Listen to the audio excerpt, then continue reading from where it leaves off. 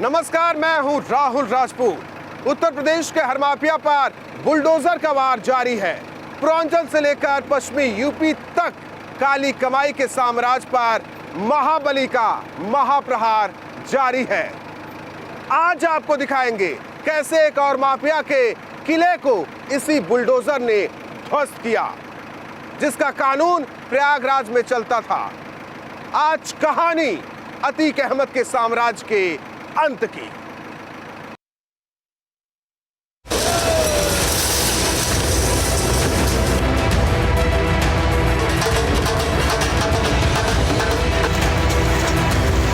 एक Fortuner, 2 Fortuner, 10 Fortuner.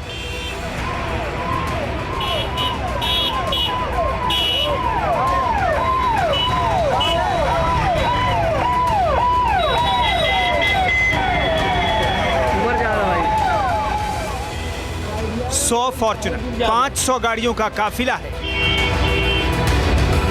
इतनी कारें जो एक शोरूम में नहीं मिलेंगी। 2 शोरूम में इतनी गाड़ियां नहीं देखे होंगे, 3 में भी नहीं। सवाल उठता है कि आखिर कौन है ये जो इतना बड़ा काफिला लेकर निकला है।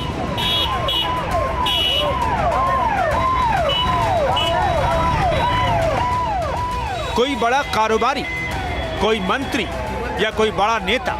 हरगिज नहीं। ये काफिला अपराध से कमाई उस काली कमाई के कुबेर का है। ये काफिला मजलूमों और बेबस की आवाज दबाने वाले का है।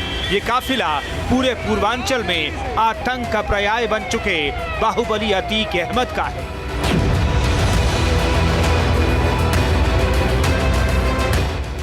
वही अतीक अहमद जिसके इशारे के बगैर संगम नगरी प्रयागराज का एक पत्ता तक नहीं हिलता था। वही प्रयागराज जो कभी इलाहाबाद के नाम से जाना जाता था। वही इलाहाबाद जिसकी आबो हवा में अतीक के बारूदी आतंक का गुबार घुला हुआ था। वही इलाहाबाद जो कभी बारूद के ढेर पर खड़ा उस दिन की राह देखता था कि जब उसे अतीक के आतंक के घुटन से छुटकारा मिलेगा। आइए तो कुछ ऐसा कर आगे आइए, कुछ वोट सही। ऐसा न हो कि आपका एक पैर एक हाथ टूट जाए, समझे भाई हम सोमवार को पैसा इकट्ठा करके आएंगे कि आपका मूड सही हो जाए। और दूसरी जो भरोसा टूटा है आपका, चलो नहीं, आप तो कोशिश ये करिए कि मतलब जितना अवॉइड हो सके हमारे सामने आप ना पड़िए। बात समझिए, आपको मैं बहुत गंभीरता से कह रहा हूँ। हेलो, आप अवॉइड करिए कि आप हमारे सामने ना पड़िए। वक्त नहीं ठहरता, वक्त नहीं समेटा जा सकता। वक्त बदलता है, नियति का लिखा मिटता है। इलाहाबाद की तकदीर बदलने वाली थी। इतिहास के पन्नों में उसी अतीक के अंत का अध्याय शुरू होने वाला था, जो सत्ता के दम पर, पैसों के बल पर कानून को अपनी जेब में लेकर चला करता था। अपनी धमक और हनक में चूर अतीक को किसी की परवाह नहीं थी। अतीक के टुकड़ों पर पलने वाले गुर्गे भी इतराते थे जो उसी नक्शे कदम पर चल रहे थे जिस पर उन्हें शह देने वाला सवार था। लेकिन उसने कभी सोचा भी नहीं होगा कि एक बुलडोजर खूंखार माफिया के साम्राज्य का खात्मा कर देगा। बाहुबली अतीक के आतंक को समझना है तो दूसरी तस्वीर भी देख लीजिए। दिसंबर 2016 की ये तस्वीरें हैं। जगह है सीएट यूनिवर्सिटी। ये उस दौर की तस्वीर है जब प्रयागराज में अतीक का बोलबाला था, जो कहीं निकलता था तो बंदूकधारियों की फौज निकल पड़ती थी। मजाल किसी की कि कोई अतीक के रास्ते में खड़ा होने की हिम्मत जुटा सके। जिसे चाहा पीट दिया, जिसे चाहा गिरबान पकड़कर जलील कर दिया, जिसे चाहा बर्बाद कर दिया। फिर चाहे वो शहर का चौराहा हो, अस्पताल हो, बाजार हो या कोई यूनिवर्सिटी। हुक्म की नाफरमानी हुई कि इस माफिया की त्योरे चढ़ जाती थी। आंख से आंख मिलाने वाले का उसी वक्त मृत्यु कांड लिख देता था माफिया।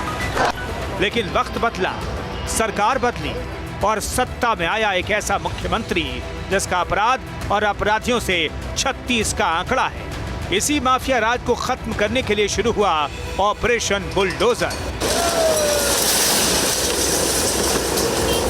अपराध मुक्त यूपी के डगर पर बुलडोजर का सफर जारी है। जब तक माफिया है, बाहुबली हैं, उनका काला साम्राज्य है।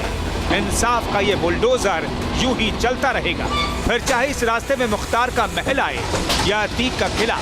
ये बुलडोजर सब कुछ रौंदते हुए आगे बढ़ता रहेगा। बुलडोजर के पिछले एपिसोड में हमने माफिया मुख्तार के साम्राज्य के खात्मे की कहानी दिखाई।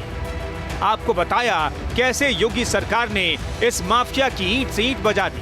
आज के एपिसोड में हम आपको दिखाएंगे उस माफिया के खात्मे की कहानी जिसके केस की सुनवाई से कभी हाईकोर्ट के जज भी खुद को अलग कर लेते थे, यानी माफिया अतीक अहमद के खात्मे की कहानी। तो बने रहिए न्यूज स्टेट के साथ।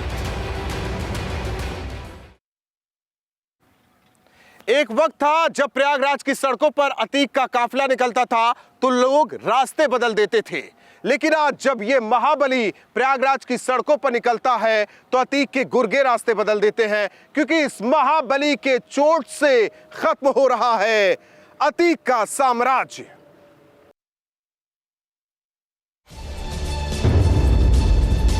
उसके काफिले में चलती थी सैकड़ों गाड़ियां।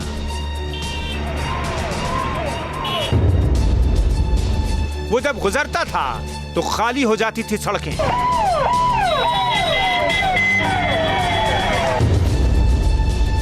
देसी बम के धमाकों से खुलती थी जिसकी नींद,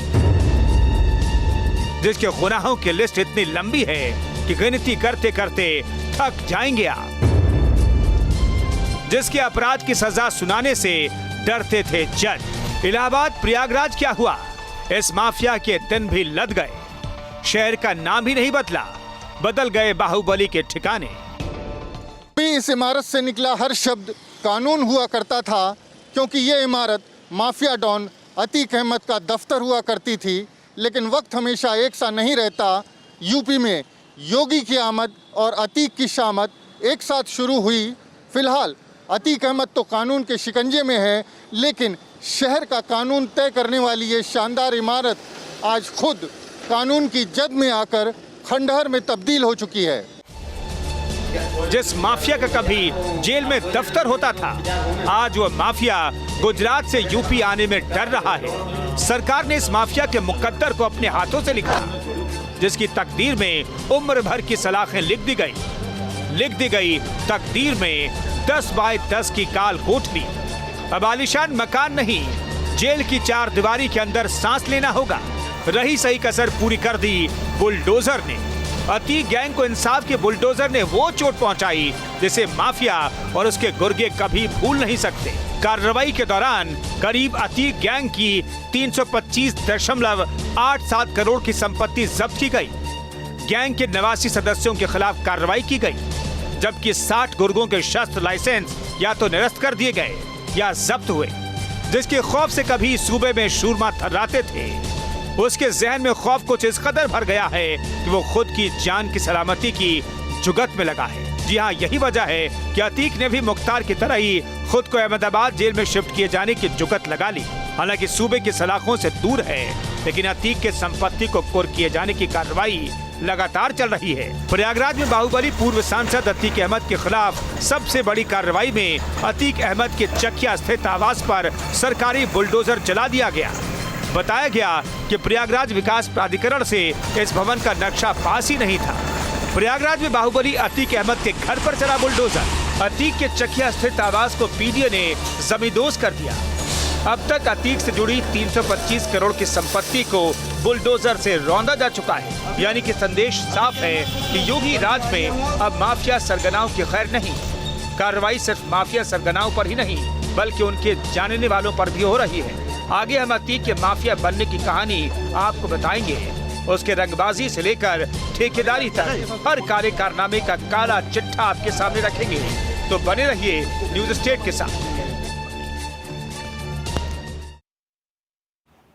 जिस माफिया ने तांगे पर सवार होकर दहशत के साम्राज्य को कायम करने का सपना सजाया, फिर तांगे से उतरकर करोड़ों की गाड़ी पर बैठकर खौफ पैदा किया, आज उसके खौफ, उसके राज को खत्म कर रहा है यही बाहुबली।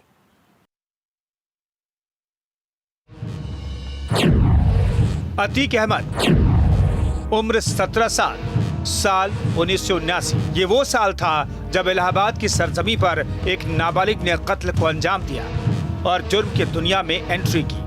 अतीक के आतंक की कहानी यहीं से शुरू होती है। नाबालिग अतीक के बारे में तब किसे पता था आगे चलकर यही लड़का दुर्दांत अपराधी बनेगा। 80 के दशक में मैं समझता हूँ 83 से 85-86 के आसपास, जब इलाहाबाद धीरे धीरे एक बड़े शहर बनने की तरफ कदम उठा रहा था और इलाहाबाद में और इलाहाबाद के चारों तरफ ज़मीन को लेके लोगों की निगाह पड़ने लगी थी कि हाँ, यहाँ पर कमर्शियल एक्टिविटी भी हो सकती है। प्रयागराज तब इलाहाबाद हुआ करता था। इलाहाबाद में उन दिनों नए कॉलेज बन रहे थे, उद्योग लग रहे थे, खूब ठेके बट रहे थे। नए लड़कों में अमीर बनने का चस्का लगना शुरू हो गया था और इस अमीरी के लिए वो कुछ भी करने को तैयार थे, कुछ भी यानी कत्लेआम तक। इन्हीं लड़कों में से एक का नाम था अतीक अहमद। पिता तांगा चलाते थे, बेटा हाई स्कूल में फेल हो गया, लेकिन अमीरी का चस्का तगड़ा था। 17 साल की उम्र में हत्या का आरोप लगा और उसके बाद उसका धंधा चल निकला। खूब रंगदारी वसूली जाने लगी और यहीं से शुरू हुई अतीक के आतंक की कहानी। चाहे मेले का आयोजन हो, 6 साल पे कुंभ का आयोजन हो, फिर महाकुंभ का आयोजन हो, तो इसकी वजह से इलाहाबाद हमेशा से सरकारी काम, सरकारी ठेके और रेलवेज़ के काम के लिए हमेशा एक बड़ा सेंटर रहा है। तब भी रेलवे का काम काफ़ी ज़्यादा होता था, तो इस वजह से वहाँ पर बड़े काम करने के लिए जो बड़े ठेकेदारों के बीच में कंपटीशन होता था, उससे धीरे धीरे वहाँ पे कई लोगों का इमरजेंस हुई और उसमें अतीक अहमद प्रमुख इसलिए बने क्योंकि एक तो उनके पास एक अपना, आप कह लीजिए कि उनके अपने मजबूत समर्थकों की टीम थी जो हमेशा उनके पीछे रहती थी। अब तक अतीक अहमद पर करीब 196 मुकदमे दर्ज किए गए, जिनमें 46 एक्टिव केस हैं। इनमें 17 केस धारा 302 के, 12 case gangster act, 8 case arms act के और आर्म्स एक्ट और गुंडा एक्ट के 4 मामले दर्ज हैं। अतीक अहमद ने लूट, हत्या, अपहरण, फिरौती, रंगदारी जैसे धंधों में अपना एक छत्र राज कायम कर लिया, लेकिन ये धंधे तो एक बानगी भर थे। अगर अतीक अहमद पर लगे बड़े आरोपों पर नजर डालें तो 25 जनवरी 2005 बीएसपी विधायक राजू पाल की हत्या, साल 2015 मरियाडीह में अलकमा सुरजीत दोहरा हत्याकांड, साल 2018 अपहरण कर जैद खालिद को देवरिया जेल ले जाया गया। जेल में जैद खालिद की पिटाई की गई। एक महिला के साथ एक ऐसे विधायक के साथ, मतलब खुले आम आप सोचिए कि एक विधायक की हत्या हो जाती है और एक जनमानस की हत्या हो जाती है, जिसको जनता ने पसंद किया था, जिनको अपना एक वोट दे करके अपना विधायक चुना गया था, उसकी हत्या मतलब एक दिन दहाड़े और एक उस तरह से हत्या करके और डेड बॉडी को गायब कर देना। अतीक अपने गैंग को कुछ इस तरह ऑपरेट करता था कि दुश्मन को कुछ समझ ही नहीं आता था। अतीक अहमद अपने खासम खास अशरफ को आदेश देता था। अशरफ अपने गैंग के टॉप के गुर्गों को काम सौंपता था और गुर्गे अपने गैंग मेंबर को लेकर खतरनाक से खतरनाक काम को बेखौफ होकर अंजाम दे डालते थे। का माफिया बिहार में हो, रेलवे का माफिया लखनऊ में हो, स्टोन का माफिया बुंदेलखंड में हो, तो इलाहाबाद में वो ज़्यादातर जो लोकल काम होते थे वो और रेलवे के काम को लेकर ये लड़ाइयाँ होती थी। इसके बाद जब राजू पाल ने, जो कि वहाँ के पहले तो एक छोटे स्तर के ही नेता थे, कई कोशिशें हुई कि दोनों के बीच में इलाके बंट जाएं कि ये काम हम करेंगे, ये काम आप करें। कुछ समय तक ये एक ट्रूस के तौर पे, एक शांति के तौर पे चलता भी रहा। जनवरी 2004 में राजू पाल की हत्या कर दी गई। दिन दहाड़े 25 जनवरी 2005 का दिन था। स्वतंत्रता संघ इसके ये गणतंत्र दिवस की तैयारियां चल रही थी। राजू पाल गए थे मेडिकल कॉलेज, एक पोस्टमार्टम के परिचित का हुआ था और उसके बाद जैसे लौटे तो AK-47 से इनको छलनी का कर दिया गया। छलनी कर गया, मुकदमा कायम हुआ। मुलायम सिंह का राज था, इसको बचाने का प्रयास किया गया, एड़ी चोटी का जोर का प्रयास करने गया, गिरफ्तारियां नहीं कराई गई, जो अधिकारी थे सब उसी के थे। यानी माफिया अतीक के आतंक का आलम यह था कि कोई भी उसके खिलाफ मुंह खोलने की हिम्मत नहीं करता था। जुबान खोलने की सजा भी मौत होती थी। माफिया का आतंक पूर्वांचल और इलाहाबाद ही नहीं, बिहार तक फैला था। सरकारी ठेकेदारी, खनन और उगाही के धंधे कौशाम्बी, चित्रकूट, इलाहाबाद से होते हुए बिहार तक फैले थे। बिहार में भी अतीक पर हत्या, अपहरण, जबरन वसूली के मामले दर्ज हुए। शायद यही वजह है कि मुख्तार के बाद अतीक के आतंक की दहशत पूरे पूर्वांचल में कायम थी। Team news state. कल तक अतीक अहमद राजनीति की गाड़ी पर सवार होकर सत्ता के संरक्षण में पनप रहा था, लेकिन सरकार बदली तो आज अतीक अहमद सलाखों के पीछे है, जिसके चेहरे पर खौफ सरकार का है और दहशत इस बुलडोजर की है। इसे इत्तेफाक कहें या मुकद्दर का लिखा, जरा इस तस्वीर को देखिए। ये फूलपुर संसदीय इलाका है, वही फूलपुर कभी जहां से पूर्व प्रधानमंत्री जवाहरलाल नेहरू चुने गए। फिर एक वक्त ऐसा आया जब इसी फूलपुर से अतीक अहमद जैसा माफिया जीत कर संसद पहुंचा। हमेशा से राजनीति में रहे हैं, लेकिन वो 90 के पहले वो राजनीतिज्ञों की मदद करते थे। पर्दे के पीछे रह के वो राजनीतिज्ञों, उस ज़माने तक बहुत EVM वगैरह भी नहीं था, तो बूथ वगैरह कब्जा करने में और उनका प्रभाव बनाने में तमाम तरह से वो पॉलिटिशियंस की मदद करते थे। लेकिन जब ऐसा माहौल बना 90 में, तो जाहिर सी बात है कि इन लोगों को लगा कि हम पॉलिटिशियंस की मदद कब तक करते रहेंगे, हम खुद ही क्यों ना पॉलिटिशियन हो जाएं। और इसमें कम्युनल ध्रुवीकरण, पोलराइजेशन इतना ज़्यादा हो गया कि हमने देखा कि कई माइनॉरिटीज़ में डॉन बन के उभरे, चाहे वो अतीक अहमद हों, चाहे मुख्तार अंसारी हों, चाहे शहाबुद्दीन हों। अतीक अहमद कबाड़ी से सियासत का सफर तय करने वाला वो शख्स जिसके हुक्म के नाफरमानी की हिमाकत कोई नहीं कर पाता था, सलाखों में रहकर भी सत्ता में जिसकी ठसक कायम रही। उत्तर प्रदेश में चाहे किसी की भी सरकार रही हो, अतीक की चौखट पर सियासतदान सजदा करते नजर आते थे। इस बाहुबली भाई का साथ हर किसी को पसंद था और यही वजह है कि सूबे के कई मुखिया की सरपरस्ती में अतीक अहमद का काला साम्राज्य बढ़ता गया। नतीजा ये हुआ कि चाँद बाबा के खिलाफ जिस अतीक के काले साम्राज्य को कभी पुलिस शह देती थी, वही माफिया पुलिस के लिए चुनौती बन गया। उस समय समाजवादी पार्टी सरकार का शासन था। अतीक अहमद डीएम को कोठी में बैठा, डीएम कोठी कचहरी लगी हुई है, इसने 3 आदमियों पर हमला का करवाया कि डीएम के घर में बैठा रहेगा उनके साथ, तो इसको कोई फंसा नहीं पाएगा। तो ओपन संरक्षण मिला, और जो समाजवादी का पार्टी का संरक्षण मिला उसमें ये बिल्कुल मधांध हो गया। इसने दर्जनों हत्याएं की है, ऑन रिकॉर्ड इसके ऊपर करीब 4 दर्जन से ज़्यादा केसेज हैं, और इसने पूरा गैंग जो बना लिया, और वो गैंग सरकारी ज़मीनें, गरीबों की ज़मीनें, और ये नहीं खाली किसी मुसलमानों के तमाम इसने कत्ल किए।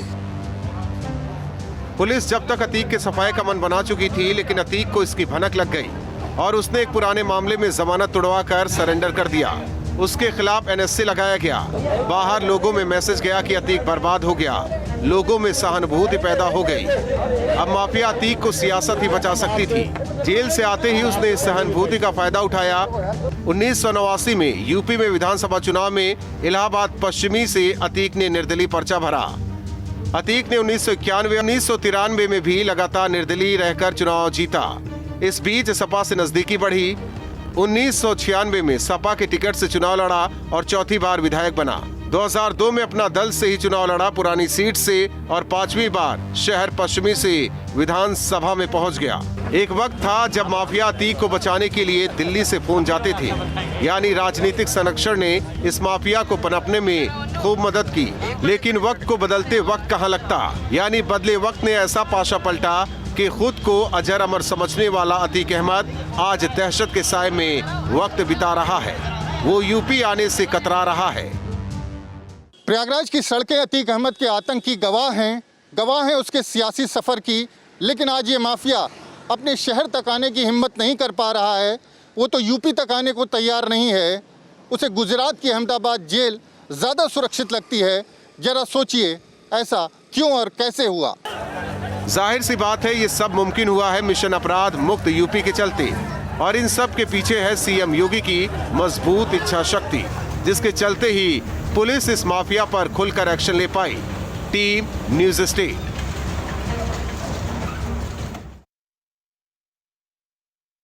इस बुलडोजर की धमक यूपी से लेकर गुजरात तक सुनाई दे रही है।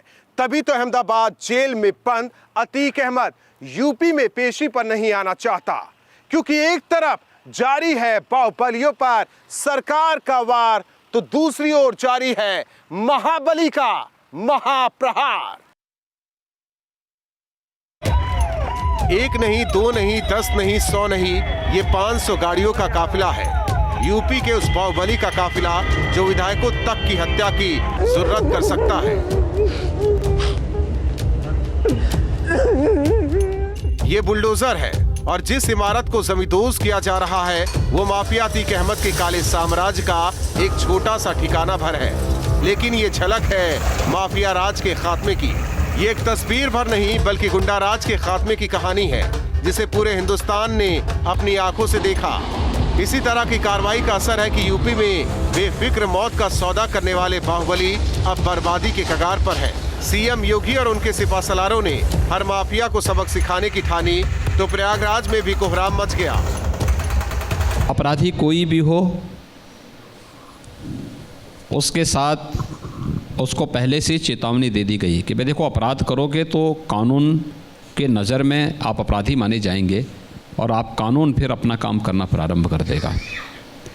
तय कर लो, आपको एक सामान्य नागरिक के रूप में जीवन यापन करना है, एक अपराधी के रूप में कानून की गिरफ्त में आना है। संदेश साफ है कि योगी राज में अब माफिया सरगनाओं की खैर नहीं।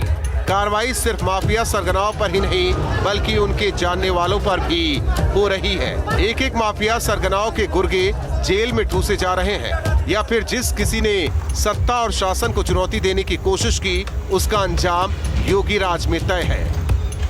Team news state. आज की हमारी इस खास पेशकश में बस इतना ही। अगले शनिवार एक बार फिर दिखाएंगे आपको कि कैसे एक और माफिया के राज को खत्म किया इस बुलडोजर ने।